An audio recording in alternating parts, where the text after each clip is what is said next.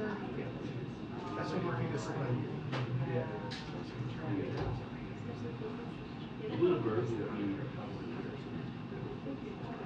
Yeah.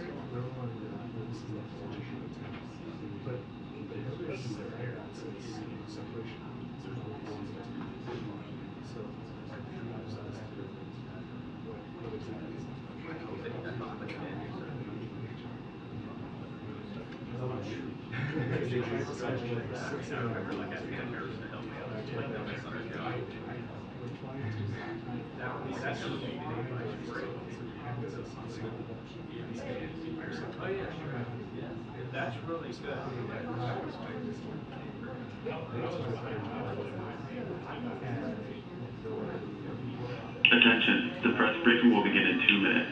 The press briefing will begin in 2 minutes. Thank you.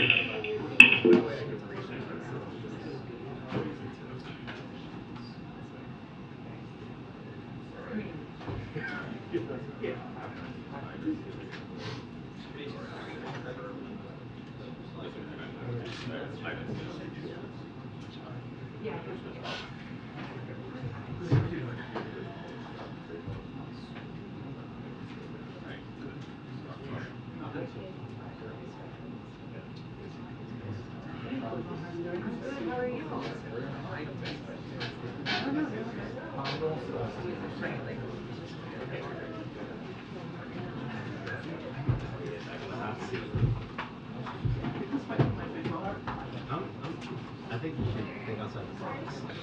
Something that'll really shock people.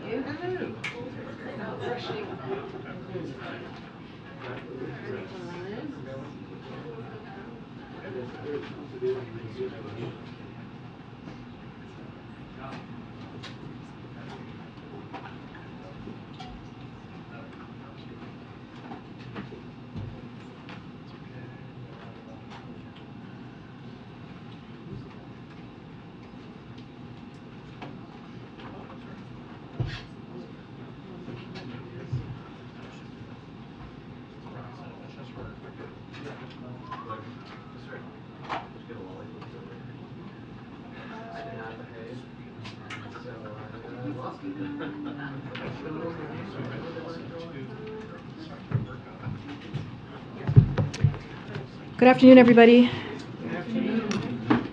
So a couple things at the top before we take questions. Today marks the anniversary of 3 landmark Supreme Court cases which were consequential in affirming the basic truth that every American should have the right to marry the person they love. 10 years ago today, the court's ruling in United States v. Windsor v. Hollingsworth v. Perry made significant strides laying the groundwork for marriage equality in our country. They were followed 2 years later by the Supreme Court's ruling of Obergefell v. Hodges, finally recognizing that LGBTQ+ Americans have a constitutional right to marry who they love. These monumental cases moved our country forward, and they were made possible because of the courageous couples and unrelenting advocates in the LGBTQ+ community who fought for these hard-won rights. Last year, President Biden was proud to build on their legacy by signing into law the Respect for Marriage Act, guaranteeing the rights and protections of LGBTQ+ and interracial couples, and he continues to call on Congress to pass the Equality Act to ensure equal rights under the law for all Americans. Our work is not over, but today we celebrate the progress that has been made, and we recommit ourselves to the work ahead. As you all know, this week, the entire Biden-Harris administration is highlighting the work we've done to grow the economy from the middle out and bottom up, not the top down. The president's economic strategy has powered the strongest recovery of any major economy in the world. This morning, you heard the president announce $40 billion towards ensuring every American has access to affordable, high-quality, high-speed internet. On Wednesday, the president will deliver a major speech in Chicago to highlight how his strategy of growing the economy by growing the middle class is delivering for the American people. Throughout the week and clearly next several weeks, you'll continue to hear from leaders across the administration on how the president's economic plan is delivering results for the American people. With that, as you all know, Admiral is here to answer any foreign policy questions that you may have on the news of the day. John, the podium's yours. Good afternoon, everybody. Look, I know there's still a lot of interest out there in events in Russia over the weekend, so just a few words at the top from me. As you all just heard from the President, the United States closely monitored those events, with President Biden receiving literally hour-by-hour updates from his national security team throughout the weekend, and those updates continue for him. On Saturday morning, the President convened a call with his top national security aides to discuss the developments and any impacts that instability in Russia could have as we prepared for a range of scenarios. And the President also convened calls with many of our allies and partners throughout the weekend, and those calls continue. National Security Advisor Sullivan, Secretary Blinken, Secretary of Defense Austin also spoke with a number of their counterparts as well. Now, as the President noted, it was important that both internally, here inside the administration, and externally, with our allies and partners, including with Ukraine, that we all shared our perspectives on what was going on, and we all stayed on the same page. We also made clear to all our allies and partners that the United States was not involved and would not get involved in these events, and that we view them as internal Russian matters. We delivered that same message to the Russians themselves through appropriate diplomatic channels. I'll emphasize, as the President did just a little bit ago, that it's too early to speculate on the impact these events might have or to reach any definitive conclusions, except one, of course, and that is that no matter what happens next, we're going to stay closely coordinated with those allies and partners, and we're going to continue to stand with Ukraine. As we're speaking here right now, Ukrainian forces are still fighting for their country. They're still trying to claw back captured territory. They're still taking, and they're still inflicting casualties. So whatever occurred in Russia this past weekend did not change those facts. Didn't change the facts for us, didn't change those facts for Ukraine. And they absolutely are not going to change our continued support. So with that, I'm happy to take a few questions. What implications do you expect this episode to have on Wagner's power and ability, both inside Ukraine as a fighting force? Can it continue to be a fighting force inside Ukraine, but also more broadly in Africa, where they have a big footprint? Where does Wagner, do you think, go from here? Do you have any early read on that? No, we don't. And we don't know the answer to your question. It's just too soon to know. We recognize that Wagner still has a presence in Africa. I think we have worked to hold Wagner accountable. They are listed as a transnational criminal organization. We have sanctioned them. We will continue to take those actions that are appropriate to try to limit their ability to continue to sow chaos and violence wherever it is. But it's just too soon to know after the weekend's events where Wagner goes as an entity or where Mr. Prigozhin goes in terms of his leadership of it. Do you know where Prigozhin is? I don't. Ukraine is warning that Russia has completed preparations to potentially blow up the Zaporizhzhia nuclear power station. Is that your assessment as well? I'm not going to get into specific intelligence. I would tell you that we're watching this very closely, seen that reporting. We have, as you know, the ability near the plant to monitor radioactivity, and we just haven't seen any indication that threat is imminent, but we're watching it very, very closely. And more broadly, as Secretary Blinken said, this has exposed cracks in Putin's power. How concerned are you that Putin could now be more desperate, more unpredictable, to the point that he could take more extreme measures to try and maintain his grip on power? Yeah, I won't speak for Vladimir Putin or hypothesize about what next steps he might take or might not take. I think it's important to take a step back here and remember that the Russians still have tens of thousands of troops inside Ukraine. And that, as I said in my opening statement, there's still active fighting going on. The Ukrainians are still trying to claw back territory. The Russians are still vigorously trying to defend against those efforts by the Ukrainians, and casualties are being taken even as you and I are talking. And I think it's important to remember that.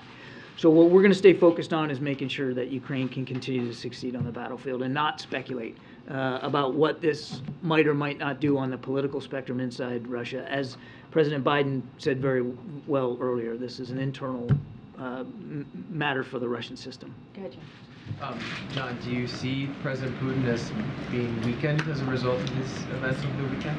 Again, we're focused on what's going on in Ukraine. This is an internal Russian matter. And I think it's important to remember that Mr. Putin still commands a very large and a very capable military. And the bulk of that military is across the border in Ukraine. And that military is defending itself against Ukrainian attacks. And we've got to stay focused on what really matters mostly in front of us, and that's helping Ukraine succeed on the battlefield. And that's what we're going to do. Whether there were U.S.-Russia military-to-military contacts over this? All I can tell you is that we, through various diplomatic channels, conveyed those messages to Russia directly. One, that there was no U.S. involvement here, nor will there be, or would there be. And that we expect Russia to observe its obligations, its international obligations for the protection of diplomatic personnel inside Moscow. Do you have any, actually, throughout the country. Just a last follow-up on that, do you have any indication that Russia thinks that the U.S., the West, NATO, etc., were involved? Well, I can't begin to speculate what Russians think or what Mr. Putin thinks. Emphasizing that as because, the president. Yeah, look, we saw we saw some social media activity by Foreign Minister Lavrov, who seemed to allude that some sort of investigation was in the offing at the suspicion of the involvement of Western intelligence services. And I think we could all spare Mr. Lavrov the effort by just making it clear there was no U.S. involvement whatsoever, no Western involvement. I wanted to follow up that as well. Given the emphasis both you and the President have made today, do you think that issue of U.S. involvement, or our ability to know that something was going to happen in advance, contributes to the instability of the moment?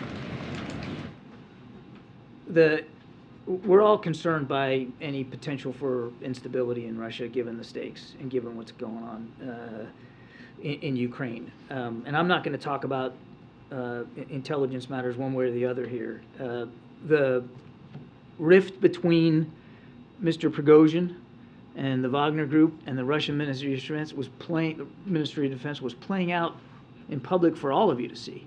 The tensions, the frustrations, the anger, the accusations, all played out publicly.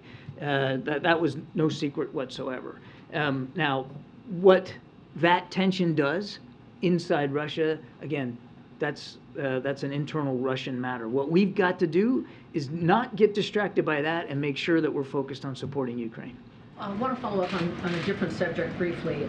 At the question and answer event with the President and Prime Minister Modi, our colleague Sabrina Siddiqui of the Wall Street Journal asked a question of the Prime Minister, and since that time she has been subjected to some intense online harassment from people inside India. Some of them are politicians, they have associations with the pro-Modi government, and in part they've been targeting her because of her Muslim faith and questioning her own heritage.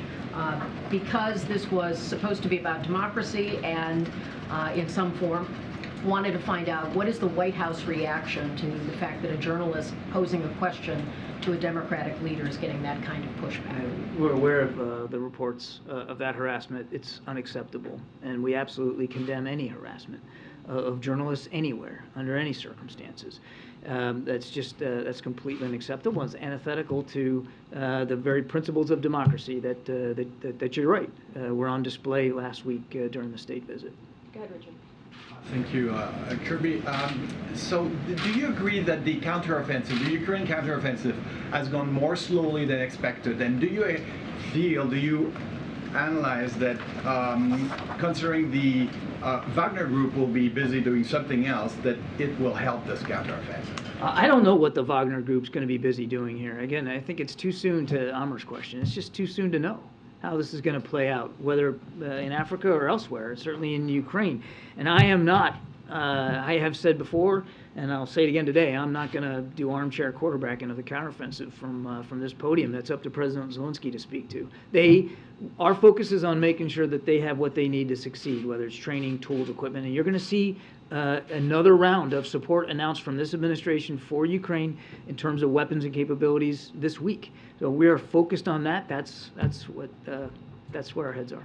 And just to make sure, Kirby, that I understand well, the NSC, how much did the NSC knew about the development of this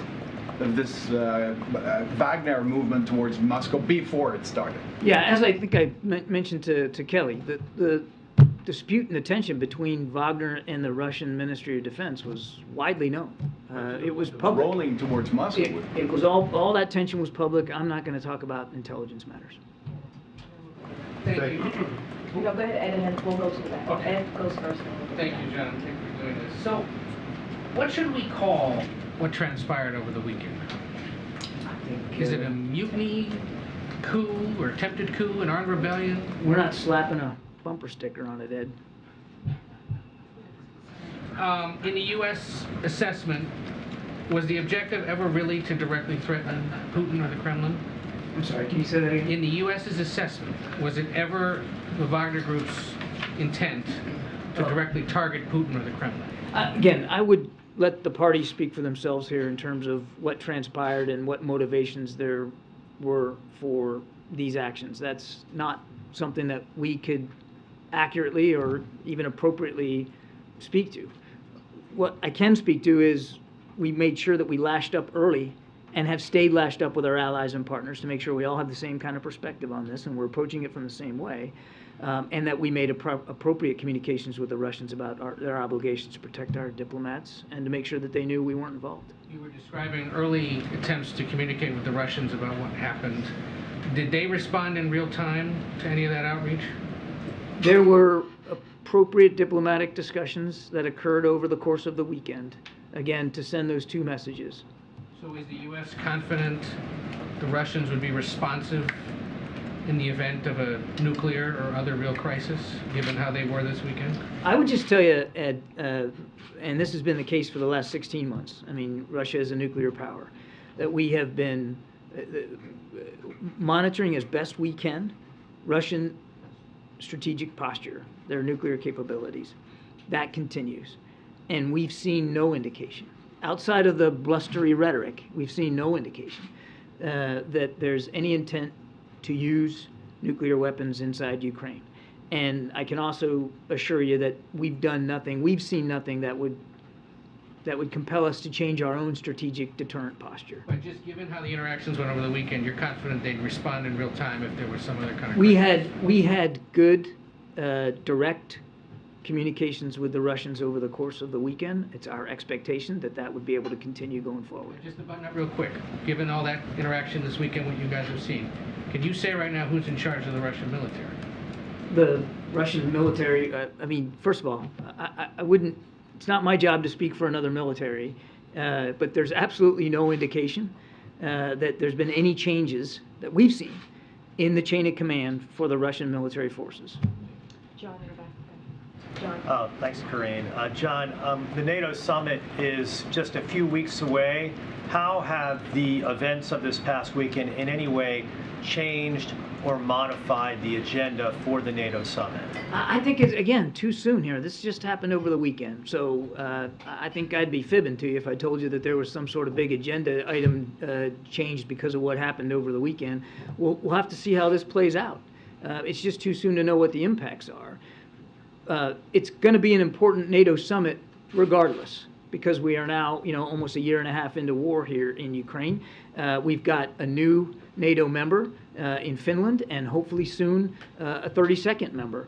So there's an awful lot on the agenda to speak to, and it's a critical time for the alliance. The president's looking forward to it. Does the administration subscribe to the view, as it relates to Russian leadership, who essentially leads that country, that the devil you know is better than the devil that you don't know?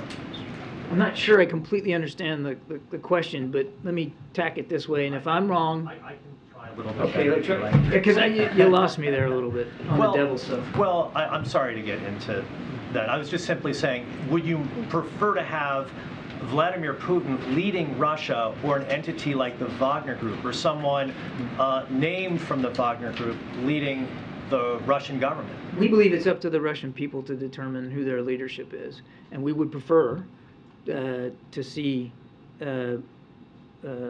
Russia not invade their neighboring countries. We would prefer to see Russia, since they already did that, remove all their troops from Ukraine and end the war today, which they could do. That's what we prefer. Justin. Thanks. John, you said a number of times you've declined to comment on Putin's grip on power in Russia by saying it's an internal Russian matter. Is that a deliberate decision by the U.S. government to avoid contributing to the notion that the U.S. was somehow behind this, or does the White House simply not have an assessment at this moment of his grip on power? We're just not going to involve ourselves in speaking to an internal domestic Russian issue right now. We're staying focused on supporting Ukraine. And I just want to disavow you of any idea that the reason why we're saying we weren't involved has something to do with not wanting to comment about the situation in Moscow and Mr. Putin's leadership. It was important to say it on the face of it, that we weren't involved, and we have no intention of being involved. What we are going to be involved in is supporting Ukraine. And then there's been Brent crude increase this morning. There was higher European natural gas prices. How closely is the administration monitoring potential energy price shocks as a result of instability in Russia? We've been watching it since the beginning of the war, actually before the beginning of the war, and we'll continue to do that. April. John, I want to kind of get into the weeds off of Jeff's question on weakness.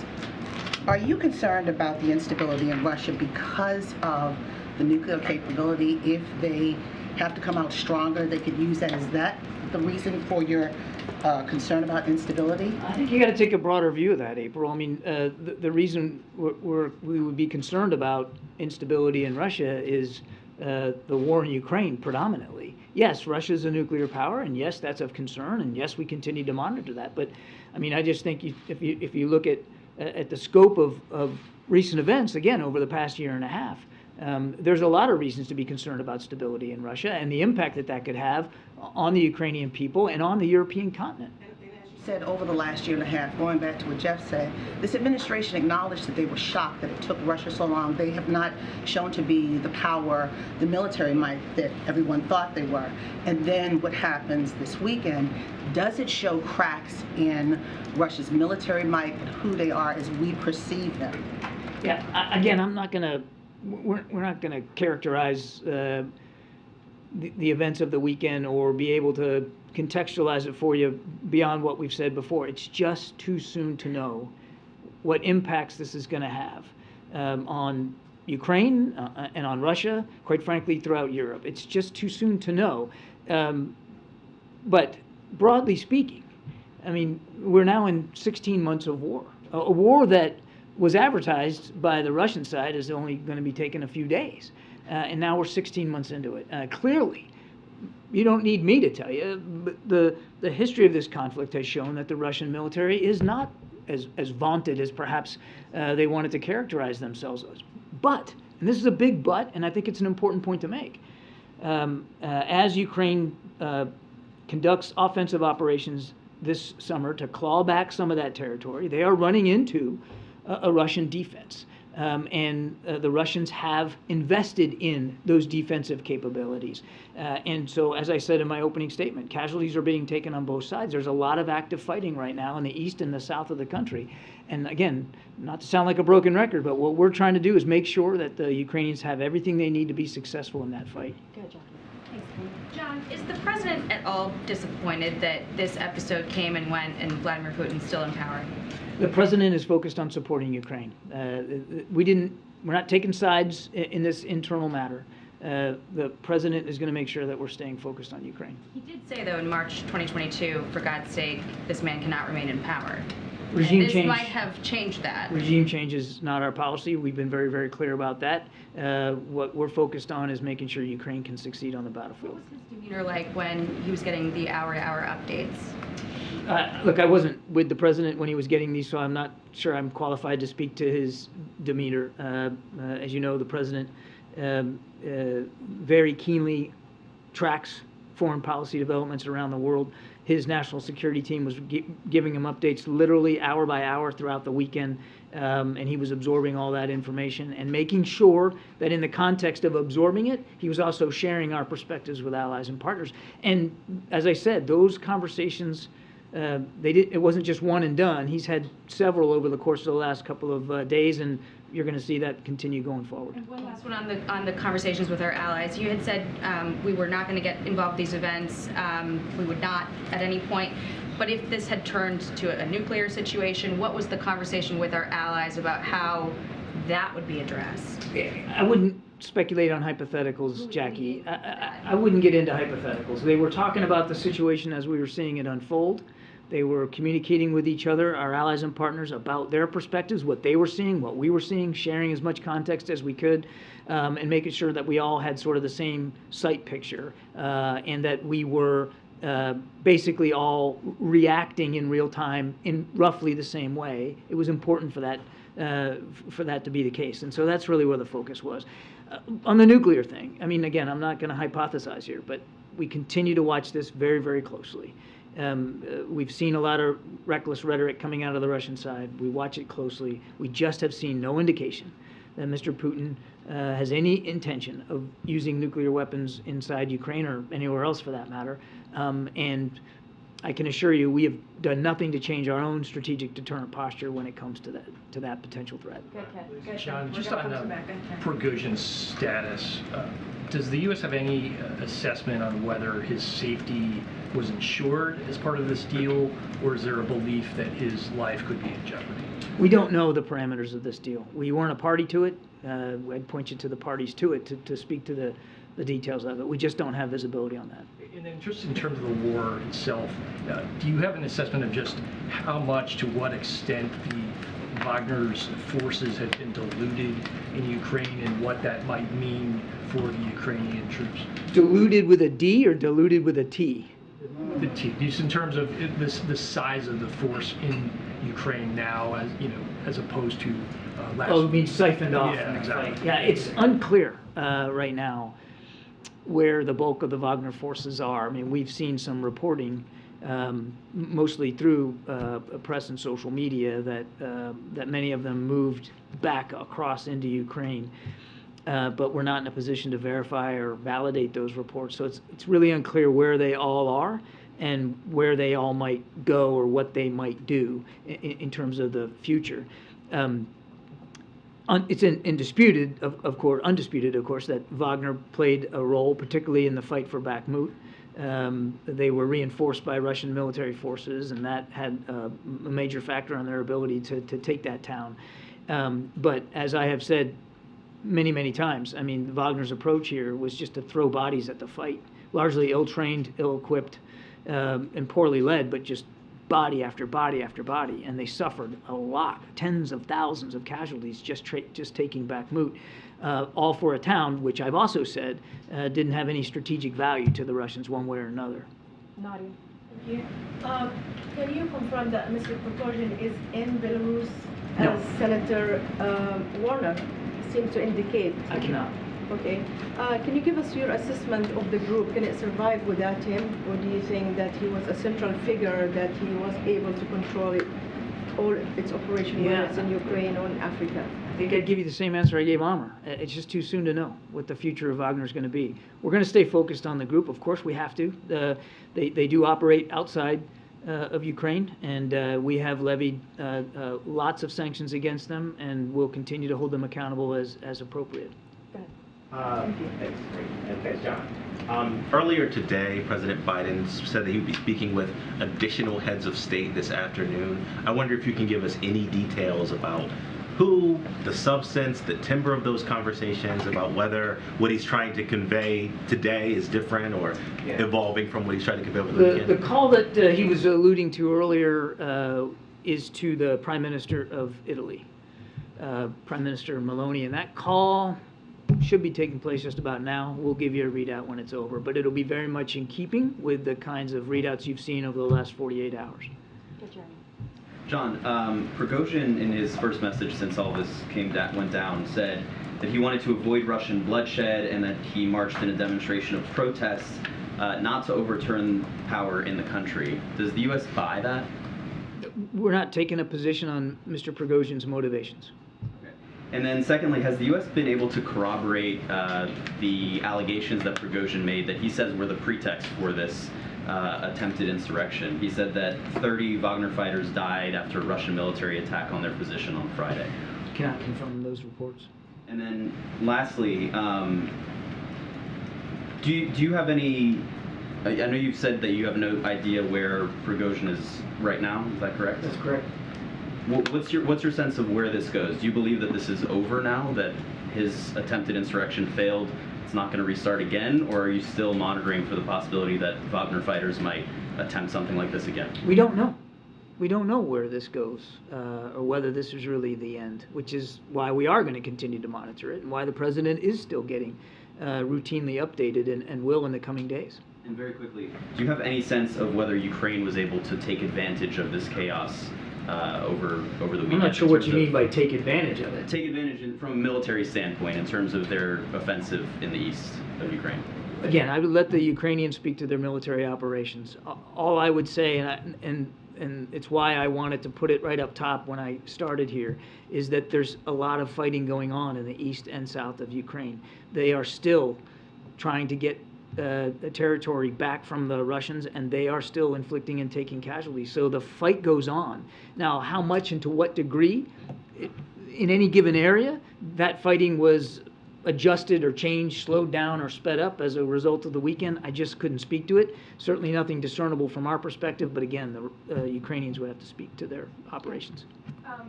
Earlier today, the president said that he and allies had talked about planning for several different scenarios over the course of the weekend. Could you speak to some of those scenarios? No.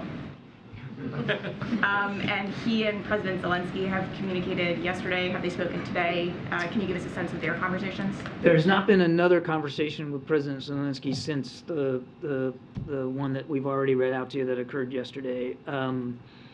But as you heard the president say, he does expect to be speaking again with President Zelensky very, very soon. And of course, we'll leak that out to you when it happens, as we always do. Thanks, John. The president earlier today, and you here, have broadcast the message that was sent by the West privately to Putin. Is there a message that you would send publicly to the people of Russia? This has, I think, you know, the best thing I could do is point you back to the president's speech when we went to Warsaw several months ago. And he had a whole section in there about the Russian people. And that would still be our message today. That this is our issue with what Russia's doing in Ukraine is with the Kremlin and the Russian military, and of course their enablers such as the Wagner Group. It's not with the Russian people. It's not with the men, women, and children that live in that country, and who didn't make this rash and reckless and illegal decision to invade a neighboring country in a completely unprovoked way. Karine. Thank you. Can we just talk about the White House's assessment of other nations' reactions to whatever we're calling this thing over the weekend? Specifically, Tehran's reaction, Beijing's reaction, and New Delhi. Did Washington engage with any of those three? And then also, we know that the NSC had meetings in Copenhagen this weekend with BRICS countries. Can you just tell us what came out of that and whether they've adjusted their posture on this? So on your first question, as we have these conversations, certainly at the president's level or at the cabinet level, they will be read out to you. So I don't have any other conversations to speak to, and I certainly would not get into the business of characterizing another country's attitudes or reflections or perspectives. They can speak for themselves. We've been very focused on how we're looking at this and how we're tracking things. On the meeting in Copenhagen, I think you know the National Security Advisor attended virtually, and Senior Director for Europe, Amanda Sloat, was there in person in Copenhagen. It was a meeting called by the Ukrainians, hosted by Denmark, but it was a Ukrainian meeting, and it was really about having a discussion about the principles of peace and this idea of a just peace and where that can go and what's the right next steps to try to achieve a just peace in Ukraine. And it was a valuable discussion. I'm told productive and in a good variety of countries that were there, representing places from all over the world. Again, I'd let those countries speak for their participation and their takeaways, but our takeaway was it was worth the time and worth having that discussion. Thank you, Karine. Thank you, Admiral. What does the White House make? It's on the Middle East. What does the White House make of Prime Minister Netanyahu's call today to eradicate the idea of establishing a Palestinian state and to cut off the Palestinian aspirations regarding establishing one? I haven't seen those comments, so I'm going to refrain from a specific reaction to them until I've had a chance to see them and look at them and discuss that with the rest of the team. I will only say that the president remains committed to the value and the viability of a two-state solution. There is some concern in such countries like Poland and Lithuania, neighboring Belarus, about possible movement of Wagner's troops to Belarus. You just said that you don't know where they are, but will you be able to track them? And if there is a movement of Wagner's group's soldiers to Belarus, would it require strengthening eastern flank of NATO, just in case? And on another topic, is there any movement on Sweden's membership to NATO? Are there any signs that may suggest that Sweden may join NATO before Vilnius summit? The president's still optimistic that they will. And we look forward to welcoming him in the alliance. The conversations between Sweden and Turkey continue. We encourage that dialogue. And we hope that it'll very soon come to a positive conclusion. On your first question, we just don't know what the future is here for Wagner and where those troops are going to go, what they're going to do. We just don't know. So this idea of tracking them, I mean, I couldn't begin to answer that question for you with specificity. What we are going to track is what's going on inside Ukraine. and we're going to make sure that we're also in constant communication with the Ukrainians about what they need to be successful. That's where the focus is. Now, on your question about the eastern flank, we have already bolstered the eastern flank. President Biden ordered an additional 20,000 American troops to the eastern flank of NATO, and they have stayed there. So we now have about 100,000 American troops on the European continent, the most since World War II, and that's a significant presence. And we're going to continue to evaluate that with our allies along that flank. To if we have to adjust, we'll adjust. But there's already been a significant contribution by the United States to the eastern flank of NATO. Concerns about security of NATO summit in Vilnius if Wagner's troops move to Belarus? Again, that's a hypothetical I can't possibly answer in terms of where they're going to go. We're looking forward to a productive NATO summit, and of course, security for summits like that are always a prime concern for all the nations involved. Thanks. A couple questions. The fact that this Wagner convoy could travel a main highway without being stopped by any kind of air power, does that reflect to you any kind of issues with Russian command and control? I can't speak to that. And then secondly, in terms of the kind of Ukrainian counteroffensive, what's your assessment of the pace of how that's going? Is that going slower than it should be? President Zelensky himself, I think, spoke publicly last week, saying that that it's going slower in some areas than he would have liked. He's the commander-in-chief. He gets to make those determinations and he gets to give those orders. As I said earlier, the Russians have invested a lot in the last 6-8 months in terms of defensive capabilities. In some cases, their defensive lines are 3 deep. And by 3 deep, I don't mean just 3 feet. I mean miles and miles and miles deep, but 3 big lines of defense. They knew that the Ukrainians were going to want to take back territory in the spring and summer months, and they worked to prepare it. And defense, as any military history student will tell you, defense is the stronger form of war. And so the Ukrainians are running into Russian defenses. And by President Zelensky's in his own analysis, it has slowed them down a little bit. Is there a possibility or even a hope on the U.S. side here that the instability that we're seeing kind of in Russia between this and Wagner, that weakens, I guess, the Russian defense? Again, too soon to know. Just too soon to know. Just a couple more. Thank you, and thank you, Admiral. So can you please expand on the early assessments from the U.S. on the impact of the developments in Russia on the war in Ukraine and whether it signals the beginning of the end for the war? Again, I think it's, not to sound like a broken record, but it's just too soon to know what the impact to the war in Ukraine is going to be as a result of the events over the last weekend. And I just don't know that it would be helpful to speculate that. I do want to keep centering you, though, and reminding you that there are tens of thousands of Russian troops and vehicles and capabilities, air and ground, in fact, and sea, that they have still available to them to try to defend against Ukrainian offensive operations. And they are doing that. I mean, even as all this stuff happened over the course of the weekend, there was fighting inside Ukraine from these two forces. How concerned are you at this point that Putin could take any more extreme measures to demonstrate his control?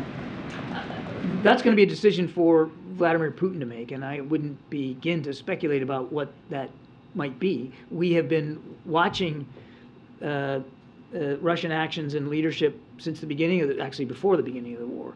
And one thing that we have always talked about, unabashedly so, is that it's in nobody's interest for this war to escalate beyond the level of violence it has already visited upon the Ukrainian people. That's not good for, certainly Ukraine, and not good for our allies and partners in Europe. Quite frankly, it's not good for the Russian people. Yes, Sebastian. Thank you. Hello, everyone. During this whole drama, was the administration happy, content that all the nuclear weapons in Russia were totally under control the whole time, or was that actually something that was beginning to worry people over on this side, given the chaos and briefly complete no one having a clue who's in charge anymore? Happy and content are 2 words I don't normally associate with monitoring nuclear activity. That kicks, in different ways. Not us. Look, we monitor this very closely, and all I can tell you is that we've seen no indication that Mr. Putin is interested in moving in that direction, and nor have we seen anything that would cause us to change our own deterrent posture. That's really as far as I can go on that. I'm sorry, I didn't mean a question on Mr. Putin, but rather there was a period of however many it was, 12, 16, 18 hours, where actually no one was totally sure who was in charge, and it's still a nuclear-armed country. So that period. As I said, instability in Russia is something that we would take seriously, and we certainly had lots of questions over the course of the weekend, as did you, about the situation in Russia and the issue of stability. And we did have, and were able to have, in real time, through diplomatic channels, conversations with Russian officials about our concerns. I just have to leave it at that. Given the role that Belarus appeared to play, at least in ending this uprising, does that give any new insight from your vantage point on the relationship between Putin and Lukashenko? I don't think so. I mean, Lukashenko and Belarus have, basically been a surrogate for Mr. Putin and for Russia for quite some time, certainly before this war started. And Belarus has, even though they have not actively involved themselves in the fighting, they have certainly allowed Belarusian soil to be used for staging activities, for the launching of attacks inside Ukraine, for the storage of Russian capabilities. I mean, they have been an enabler for Mr. Putin. So I don't know that there was a lot of shock or surprise that Mr. Lukashenko got involved. But again, I'd let those parties speak to that. Last question, Wayne, about me. Thank you, Karine. Thank you, John. Do you believe this instability in Russia will have an impact on Beijing's relations with Moscow? Do you hope that China's support for the Kremlin will decline as a result of this? We'll let the PRC and President Xi speak for himself.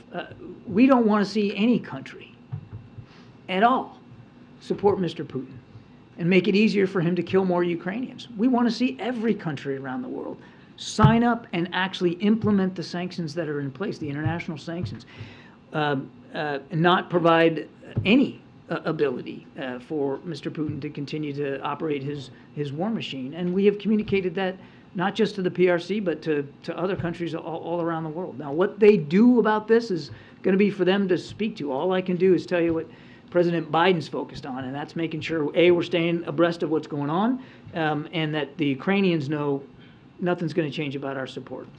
Secondly, according to reports, Israeli Prime Minister Netanyahu is expected to visit China next month. Do you have any reaction? I haven't seen those reports, but obviously he's the elected leader, Prime Minister of Israel. He gets to speak for his travel habits and where he goes and who he wants to talk to, and that'll be up for them to talk about. Thanks. Was this an intelligence failure, John? Chinese troop in Cuba. So there's one thing I just want to address really quickly, which I think is really important. It goes to Kelly O's question about Sabrina and what she has been dealing with since Thursday. So I just want to reiterate a little bit what John said, is that we're certainly here at the White House under this administration. We're committed to the freedom of the press, which is why we had the press conference last week. So just want to remind folks, that's why we had the press conference last week. And just to also just repeat what you just all heard from my colleague, we are certainly condemn any efforts of intimidation or harassment of a journalist or any journalist that is just trying to do their job. And so I just want to be very clear about that. Because you've been discriminating against me for the past 9 months. Stop. How is she discriminating against you? No, she called on you. She just gave you a few questions. I just need a question in 9 months. Just ask a question. Please. Go ahead, Allow Amra. me to Pick do this my up. job and ask my question. When you say that the journalists are being discriminated against, I've been in this If this briefing continues, room. we're going to end the press I've briefing. been in this If this briefing room, I'm continues, trying to ask you you're one being question. incredibly rude. You're incredibly rude. You're being incredibly No, but rude. you're You're talking over your colleague. You're not applying You're it in talking. this You're briefing talking room. over your colleague. I'm not talking about the colleagues. That I'd like to ask. When President Biden forgave the student debt, the administration booked a $400 billion cost that added to the deficit at the end of last fiscal year. How does the administration plan to look at this issue given the pending court decision? Will you book the deficit reduction in debt forgiveness, or will it stay in hopes of challenging the ruling? So look, I'm not going to get ahead of the ruling, right? We are very confident that we are that the law is on our side here. And so certainly not going to get ahead of what is going to happen and what the Supreme Court is going to rule. We are confident in our legal authorities, as we said over and over again. And as you all know, and I think I've said this before, that the Solicitor General made a compelling argument before the court. So we're certainly not going to get ahead of this decision. Look, when it comes to the deficit, this is a president, and he's shown this by his action on how much he takes lowering the deficit, decreasing the deficit, makes that a priority. We've seen that in a record number, $1.7 trillion in the first 2 years. That is something because of what the president has put forward in his economic policies. He's been able to do that. And in the budget negotiation that you all covered and saw, one of the things that he made sure is that budget negotiation lowered the deficit by another $1 trillion. So this is something that the president certainly cares about.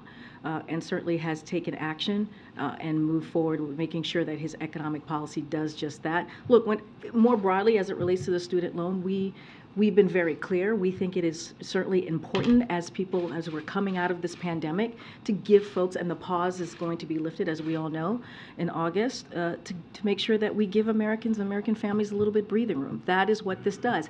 And because of this, it is actually going to be able to put money back into the economy. If you think about people being able to buy a home now, if you think about people being able to actually do more with this burden that they've been carrying and they've had to deal with. So we think it's part of that economic policy agenda to make sure that we are not leaving anybody behind, but also building an economy that is important and that is also fiscally responsible at the same time. Very briefly, Senator Manchin was here earlier today. Was there any engagement by the president or anyone else in senior staff on Acting Secretary Sue's nomination? And has there been any determination of how long she could stay in that role in the acting? So as I've stated before, we believe that Julie Su is highly qualified to be Labor Secretary. As you know, she served as Deputy Secretary for 2 years, and now she's clearly Acting Secretary. And we are doing everything that we can in our power to make sure that she is successful in becoming the next Labor Secretary. And I think I've laid out actions that we have taken every day, even during the budget negotiation, to make those calls, to have conversations with senators on the Hill, and to get her through. I don't have anything to share ahead of that, but we continue to support a swift confirmation of her. I don't have a readout of a conversation with Senator Manchin in the last couple of hours, but I can assure you that our team here, Office of Leg Affairs, and other members of the different offices here at the White House has certainly been all hands on deck in trying to make sure that we get her through. Gotcha. Karine, to follow up on the press freedom issue that you touched on, can you give us a sense of the discussion between President Biden and Prime Minister Modi about that? What did they discuss, and what did President Biden say to him about not only press freedom, but the other human rights issues that are so clear in India right now? So as we've said many times, the president will never shy away on having those conversations with a world leader, a head of state, when it comes to human rights. He has done that throughout the past 2 years, and through his career as a vice president, certainly as a senator. Not going to get into private conversations, but I think we have made ourselves very clear here on our view, and I'll just leave it there. Did the president accept Prime Minister Modi's answer to Sabrina about the human rights issues and attacks on Muslims and others in his country? You know, we were asked this question last week on Friday, and I think that is for the Prime Minister to answer, and for all you all to critique or write about it. I'm not going to discuss that from here. What I know is that we are committed. We are certainly committed to the freedom of the press, which is why we held a press conference last Thursday, which is why we thought it was important for you all to hear from both, not just from the president, but also from the Prime Minister, and for journalists to be able to ask a question. Follow up on India. Thanks, Karine. I wanted to ask you about this new Bidenomics messaging push. Can you just give me a sense first of, how did you guys coin that phrase, or why did you decide to go with that branding going forward? You don't like Bidenomics? No, I'm just asking. I'm curious. I think it's pretty clever. It's pretty good. Look, it makes good sense, Bidenomics, right? It kind of flows off the tongue really well. But in all seriousness, look, what you're going to hear from the president, I don't want to get ahead of him. I think we've kind of laid out a little bit of what we are thinking, or what we think the president's going to lay out, or what he is going to lay out. Certainly it's a vision, right? It's a vision about growing the economy from the middle out, the bottom up. You hear us say that over and over again because we believe that trickle-down economics does not work. And we have seen that over and over and over again. And what we have seen, even before the pandemic, is we've seen Americans and American families being left behind. And so one of the things that the data, if you look at the data and what we've seen from what the president has been able to deliver in the last 2 years, is an economy that's getting back on its feet, an economy that's actually delivering for the American people. 13 million jobs, unemployment rate at under 4%. When you think about wages going up, when you think about inflation at its lowest by more than 50% than it was a year ago, that's because of the work that this president has done, and he's going to continue to focus on what we can do to lower cost for the American people. And so that is incredibly important. Look, it's going to be a cornerstone speech, as you've heard me say. It's going to be an opportunity to talk about the historic progress, right, as we're talking about implementing those historic pieces of legislation. And so all of those things go hand in hand. And we believe that that is the vision of the president, and hence Bidenomics. Well, one of the reasons I ask is because, the latest CNN polling showed that just 34% of Americans approve of the president's handling of the economy. So is there a risk that this new branding could backfire? And are you confident that this new messaging push is going to change Americans' opinions of the president's handling of the So we believe our job is to continue to speak to the American people, to lay out what it is that the president is doing on behalf of American families. And that is important. And we have the data to prove it. We have the numbers to show that his economic policy has indeed worked. Look, I kind of talked about this moments ago. This has been a challenging time for Americans, right? You had the pandemic. We just had my colleague here talk about the war that Mr. Putin has started in Ukraine, and what that has done to inflation, not just here but around the world. So we know that the American people they're dealing with a lot. But what we believe is that we have done the work. And we have shown that inflation has indeed come down. It is still too high, and so the president's going to talk to that. He's going to speak to where the American people are, and he's going to make sure that we lay out what is it that we have been able to do in a historic fashion to deal with what the American people is currently dealing with. But look, 13 million jobs, again, when you think about how Americans feel better about their personal finances, that is important. When you think about wages are going up, when you think about the really good paying, millions of good paying jobs, that union jobs that his policies are going to create, all the things are really incredibly important. So the president's going to continue to speak to that, and that's what we believe that is our priority to do. So you're confident that you can change the public's perception of the economy? We're going to try, right? I think the president, when he has a moment, when he is at the podium, most of the time when he's speaking to the American people, he speaks to the economy. He speaks to lowering costs. He speaks to what matters to the American people. He talks about making sure that we give Americans a little bit more breathing room. He understands what it's like at the end of the month when families are sitting around their kitchen table talking about how they're going to pay costs. That's why insulin at $35 a month is so important, right, for senior citizens. That's what came out of the Inflation Reduction Act. That's why energy, making sure we're lowering costs for energy is so important. That's what came out of the Inflation Reduction Act. And that's just one piece of that's just one historic piece of legislation that is now into law. So there are so many things that we have done we believe that the American people need to hear directly from us, and that's what you're going to continue to do. Let's not forget the Invest in America tour, right? This is we're about to launch the second part of that tour, where cabinet secretaries, you're going to see the principals are out there talking to the American people. So we believe it is important for us to do that, and that's what you're going to see. Yeah, Steve. Follow up to Jeremy's question. Should we view Bidenomics as a response, answer to, or opposite of Reaganomics? I mean, look, we believe Reaganomics doesn't work.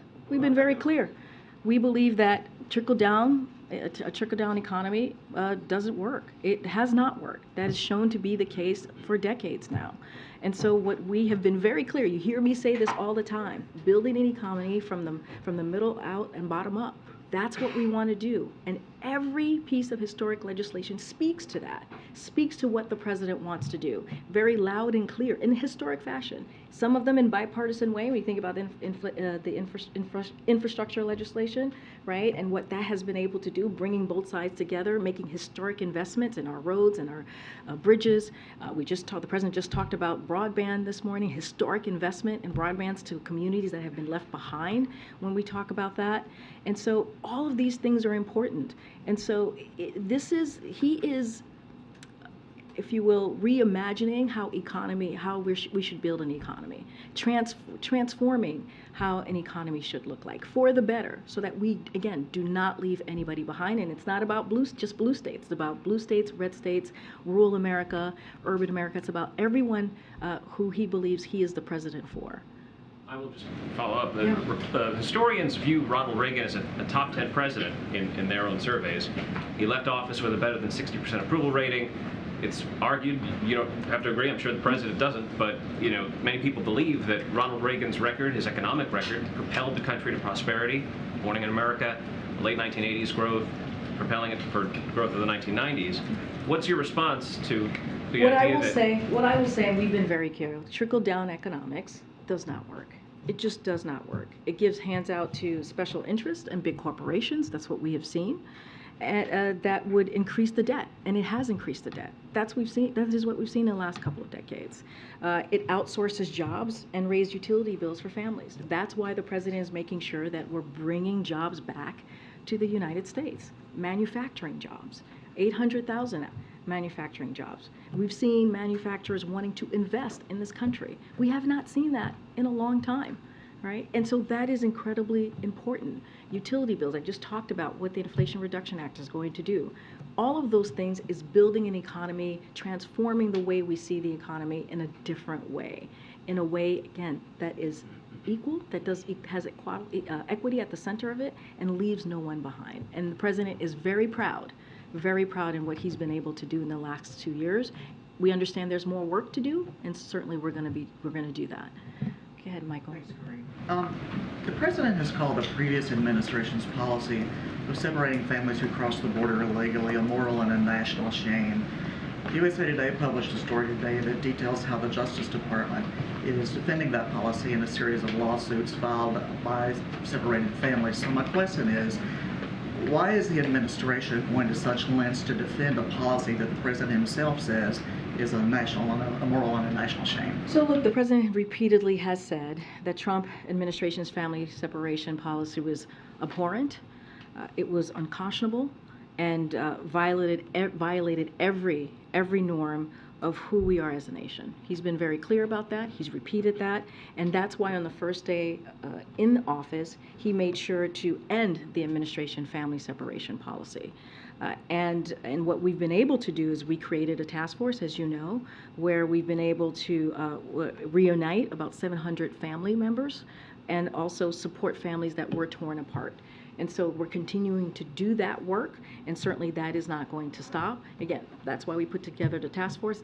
That's why we ended that very hateful policy. So when it comes to DOJ and what they're doing and how they're moving forward on a litigation, I'm just not going to comment from here, but our actions policy-wise in the last 2 years, making sure that we reunite families, we still have that task force going, making sure we're supporting those families that were torn apart, ending that policy, I think speaks for itself. I'm just not going to get into the Department of Justice and what they're doing. Okay. 2 questions on the Montana train derailment.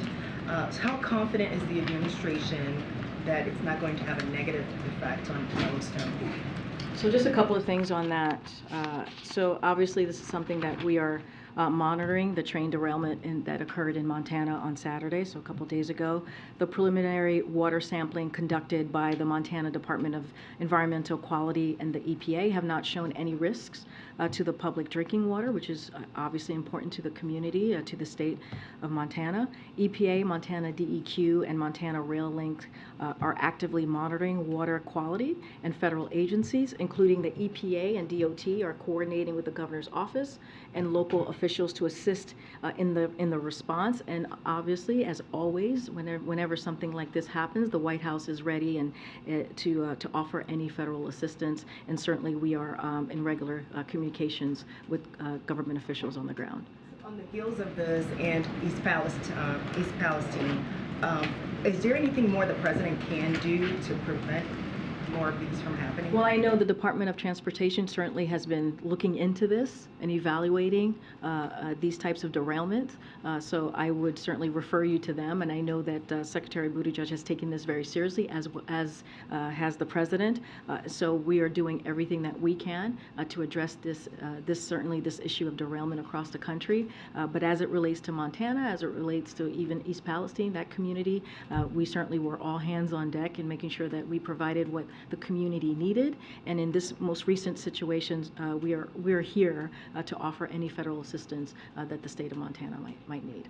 Okay, go ahead, John. Thanks a lot, Karine. Over the weekend, Speaker McCarthy floated this idea of launching an impeachment inquiry targeting Attorney General Merrick Garland. And the focus here, according to the Speaker, would be Merrick Garland's weaponization of the DOJ.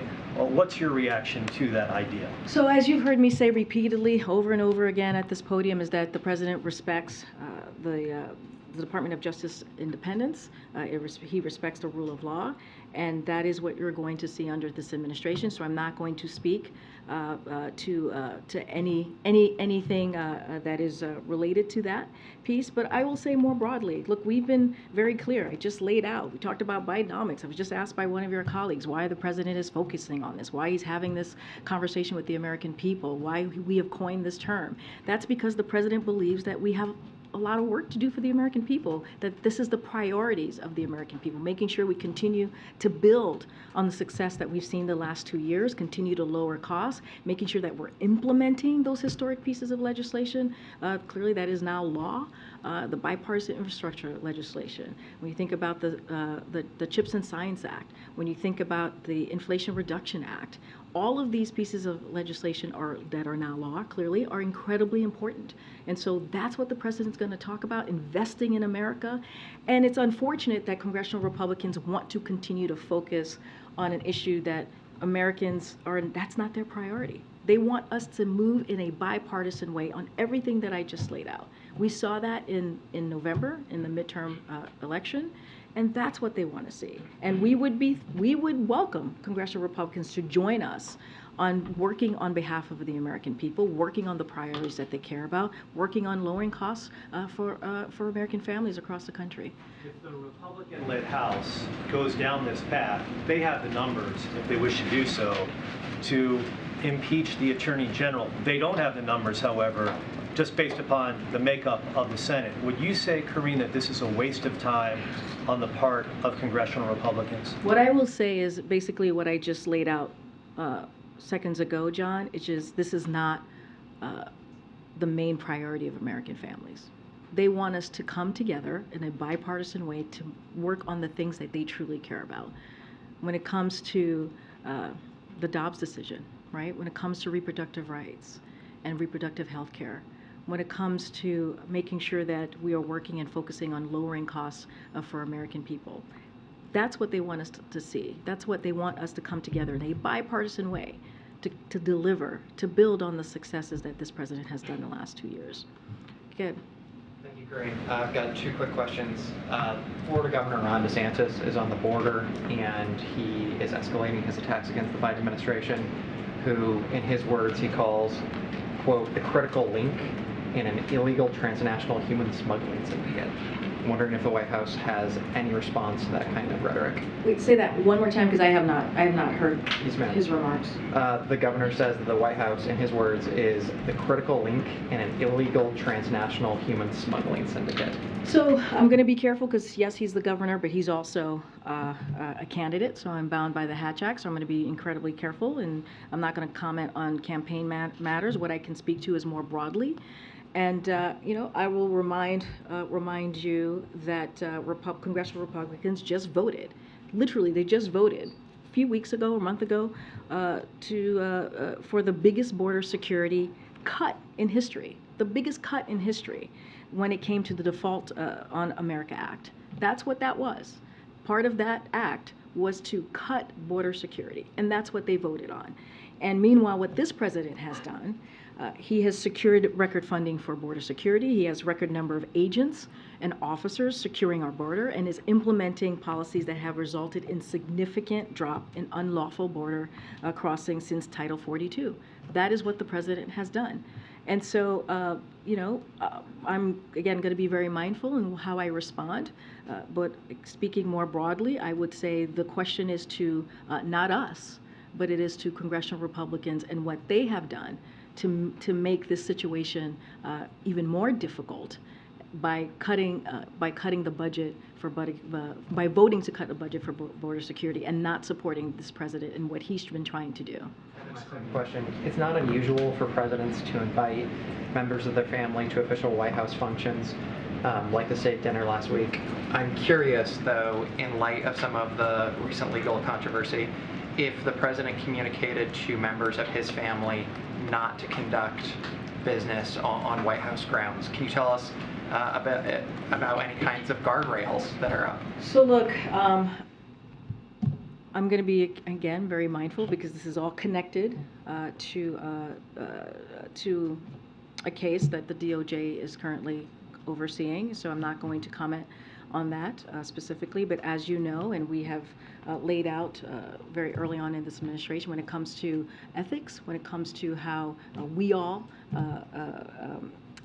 kind of move about and how we respect clearly the government ethics here.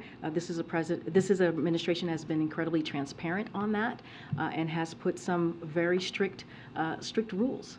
And so I can speak to that. I can speak to how the president has moved forward in making sure that the people who work for him and himself are held to kind of a strict course of action. But I'm not going to speak to anything that's related to the case. I'm going to anything about guardrails for the president's family? I'm just not going to speak to anything that's related to this case. Do any guardrails exist? I'm not going to speak to anything that is related to this case. As you stated, there are we've had when it comes to ethics, we take that very, very seriously here in this administration. Thank you, everybody.